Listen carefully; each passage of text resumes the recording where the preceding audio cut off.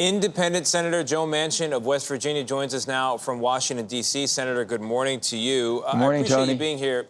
Great to have you this morning. A big question of the morning is, will somebody step forward and challenge Vice President Harris for this nomination? A few moments ago, you told another network you are pursuing the process.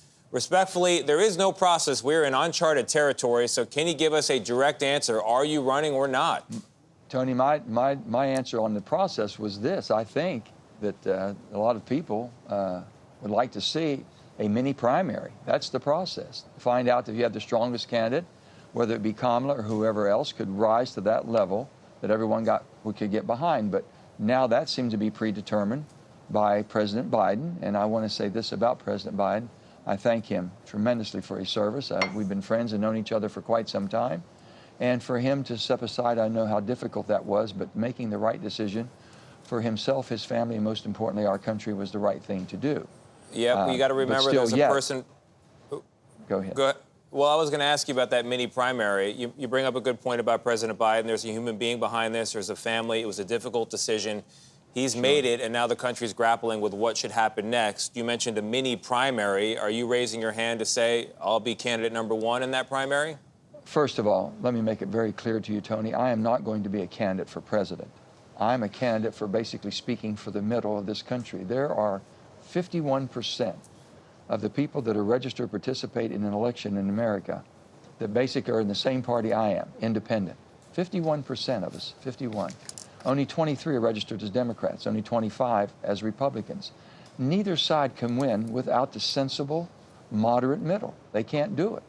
But yet no one's going that direction. Joe Biden basically came out of a very contested primary in 2020. It was hotly contested. And he rose because he was that moderate figure. He always had operated in the middle. He could make a deal with people on the right and the left. That's what they were looking for, and they adopted that and accepted that.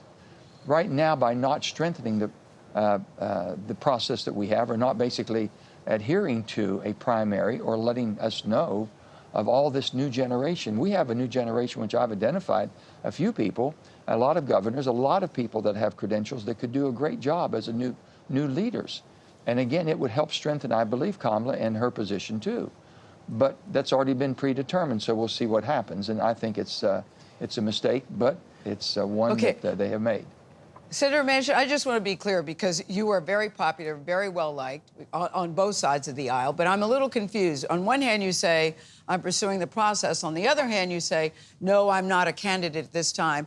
You know, the kids of today have this phrase where they say, Senator Manchin's looking a little thirsty, that he's just trying to get attention. You've heard that phrase. So I just want to be clear. So you are not interested in running for office, true? I'm not running. I am not running for office. Okay. I could not believe that there was not going to be a primary process or a mini process. Other countries do it. I'm not looking for I don't need that as far as in my life, the attention that people think that, when you speak up, you're just looking for attention. Okay. Why is everyone afraid to speak out? Why are they afraid to say the system is wrong? The Democratic Party has gone too far left. The Republican Party has coalesced around Donald Trump on the far right. People are looking in the middle. Where do you go? Well, we'd like to see that. And we're not going to be able to see a vigorous, even a 3-week primary process. No one else is ready to speak up. They all say, well, we're falling behind. We're just going to get in line. I'm sorry, I don't agree with that. I believe that there's many things that we need to discuss. The border is in horrific shape. It's horrible, and we can fix that. Do you think Kamala Harris is too far left? Do you think that? Absolutely. I've said that, and she knows that. I mean, they've gone to the left, but let's see if she comes back. You know, a person can be in one position and make a change or a direction change. And I would like to see that direction change. And let's see if that would happen. But unless you have a contested primary or have some type of contest, you're going to get what you got. Well, right now it seems the order of the day is she has to pick a running mate. Do you have any suggestions on that, or who you'd like to see? Well, there's an awful lot of. I know. I am not. Trust me, it's not me. There's a great. There you go. You have them all lined up. There are a lot of good people, and I know them all. They're all good. Who do you like in that? Wouldn't it be great? I'm not picky. Wouldn't it be great to see them all?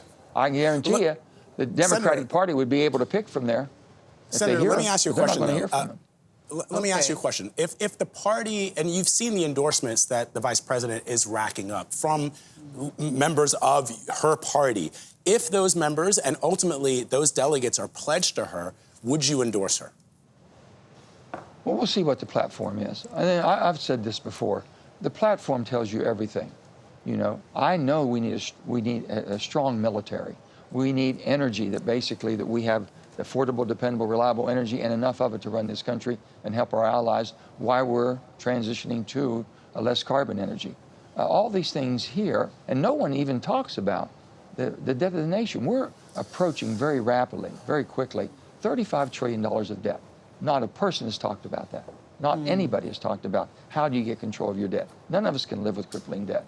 And all the things that Senator, we need to be talking about, there's no discussion. But Senator, I think there will be time for a general election campaign where all those topics come up. I'm curious your thinking here, because I know you don't want Donald Trump to be back in the White House, but here you are coming forward and some would argue hurting your former party, the Democrats, by calling their likely candidate now, the VP, Kamala Harris, too far left to win, and criticizing the party for not having a mini primary with 11 people. They seem to think that may be chaotic. Are you concerned that you're going to throw this election with your behavior this morning on multiple networks now to Donald Trump? I don't think that basically me speaking what I believe in my heart, and I believe that 51% of us in the center of this country, which we call ourselves the sensible moderates, I don't believe that that's going to throw anything except bringing people back to the middle. If Bernie Sanders and Joe Manchin are in the same tent, that's a big tent, okay? Yes. Bernie was an independent, but a socialist. I say I'm fiscally responsible and socially compassionate. I think I'm where basically 50, 60% of Americans are, whether they have a D or an R by their name. But guess what? They have an I by their name now because they don't feel like they belong. I saw you yesterday say with a heavy heart you thought it was time for Joe Biden to step down, and I could see the pain on your face as you said it. How do you think he should be remembered? Do you think he was pushed, or do you think in the end he just made the right decision for the country?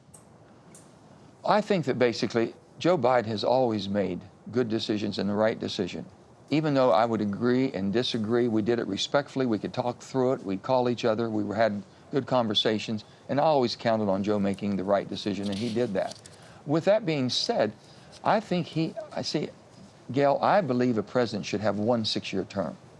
They should not be able to run for re-election. You want to be president from the first day you take an oath of office till the last day you leave. Joe Biden has the opportunity right now to basically dedicate all his time and energy towards peace in the Middle East, towards basically making sure that we support Ukraine to be victorious in Europe, and making sure that he can show the rest of the world how the superpower of the world basically has an orderly transfer of power and not a contested, as we've been seeing for so long. And Donald Trump is still Donald Trump. Donald Trump basically is where he has always been. He does not agree that basically the elections were fair, does not acknowledge the insurrection of January the 6th, and has basically thrown a lot of barbs at the judicial system with the rule of law of who we are. These are things I'm concerned about. Senator Joe Manchin, always great to have your perspective. Thanks so much for joining us this morning. Really interesting conversation. Thanks for being with you.